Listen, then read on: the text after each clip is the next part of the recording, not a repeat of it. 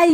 তো বিয়ের সিজনের ফার্স্ট ডেটেই আমাদের ছিল বিয়েবাড়ির নিমন্ত্রণ, কিন্তু সেটা আমি ছাড়ছি ডিসেম্বরে, মানে কতটা ল্যাদখর। যাই হোক, সেটা বড় কথা না, বড় কথা হচ্ছে বিয়েবাড়ি যখন পড়েছে সাজতে গুজতে তো হবেই, তো একটু মেকআপ টেকআপ করে রেডি হয়ে চলে এসেছি একেবারে। এই শাড়িটা কিনেছিলাম সরস্বতী পুজোয়, ওই একদিন পরেছি, তারপরে এই ফার্স্ট পরলাম, মানে সেকেন্ড টাইম পরলাম আমি আবার। তো তোমরা জানিও কমেন্ট করে আমাকে কেমন লাগছে। এরপর রেডি হয়ে এত বড় একটা গিফট নিয়ে আমরা সবাই মিলে বেরিয়ে পড়েছিলাম, আর ওর এখানে প্রেস্টিজে লাগছিল তাই ও মুখ দেখাচ্ছিল না। তাই হোক, বিয়ে বাড়িটা একদম আমাদের পাড়াতেই ছিল, তাই আমরা সবাই মিলে হেঁটে হেঁটেই চলে এসেছি। আর বিয়ের প্যান্ডেলটা খুবই দারুণ হয়েছিল, বিয়ের সমস্ত জিনিসপত্র দিয়ে বানানো হয়েছিল, সামনের গেটটা তো খুবই সুন্দর লাগছিল। তারপর আমরা ভিতরে ঢুকে গিফটটা দিয়ে চলে গেলাম বাইরের দিকটা। বাইরের এই প্যান্ডেলটা তো এখন খুবই ভাইরাল, সবাই এখন এরকম ধরনের প্যান্ডেল করে। তারপর প্যান্ডেল দেখে আমরা একটু খেতে লেগে পড়লাম, ফার্স্টে দই বড়া, তারপর একটু ক্রিসপি চিলি বেবিকর্ন। আর এই জায়গাটা সব ধরনের স্টলগুলো বসেছিল বলে এত ভিড়, মানে বাপরে বাপ। অন্যদের না দেখে আমি আবার খাওয়া শুরু করলাম চিকেন পাকোড়া, তারপর একটা আইসক্রিম, আর একটাই জিনিস বাকি ছিল সেটা হচ্ছে কফি, তো সেটাও খেয়ে নিলাম। এরপর ভাবলাম না, শুধু খেলে হবে না, একটু বিয়েও দেখে আসি, তাই একটু বিয়ে দেখতেও চলে এলাম। তারপরে আর কি, আর তো কিছু করার নেই, চলে এলাম সোজা খাওয়ার ব্যাচ, কারণ প্রচন্ড ভিড় হয়েছিল।